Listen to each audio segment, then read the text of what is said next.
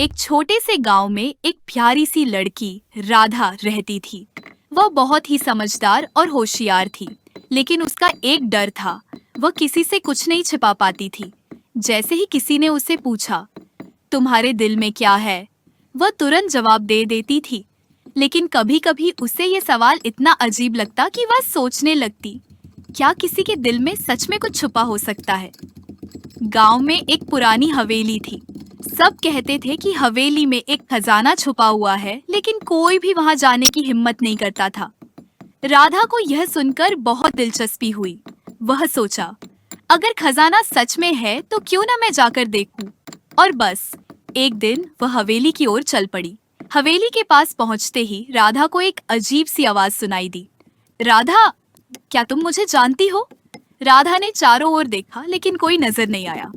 फिर आवाज आई, मैं तुम्हारे दिल में हूँ। राधा डर गई, लेकिन उसने अपने डर को काबू किया और हवेली में प्रवेश किया। अंदर जाते ही वह एक अजीब सी सीढ़ी पर चढ़ने लगी। सीढ़ियों के ऊपर एक दरवाजा था।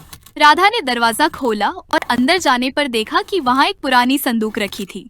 ये वही खजाना था जिसे लोग बरसों से ढूंढ रहे थे। लेकिन जैसे ही उसने संदूक खोला, अंदर एक कागज था।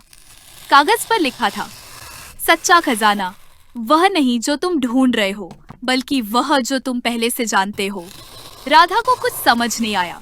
तभी अचानक वह कागज उड़कर हवा में उड़ने लगा और एक छोटी सी आवाज आई, तुमने दिल से सवाल किया था, अब इसका जवाब तुम्हें मिला। राधा के मन में एक विचार आया, क्या यह खजाना सच में मेरे दिल में था? फिर राधा समझ गई कि खजाना सिर्फ सोने चांदी का नहीं, बल्कि सच्चाई और अच्छाई का होता है। और उस दिन के बाद राधा ने कभी किसी से यह सवाल नहीं पूछा, तुम्हारे दिल में क्या है, क्योंकि अब उसे पता था कि हर किसी के दिल में कुछ न कुछ खास होता है, जिसे खुद वे ही समझ सकते हैं।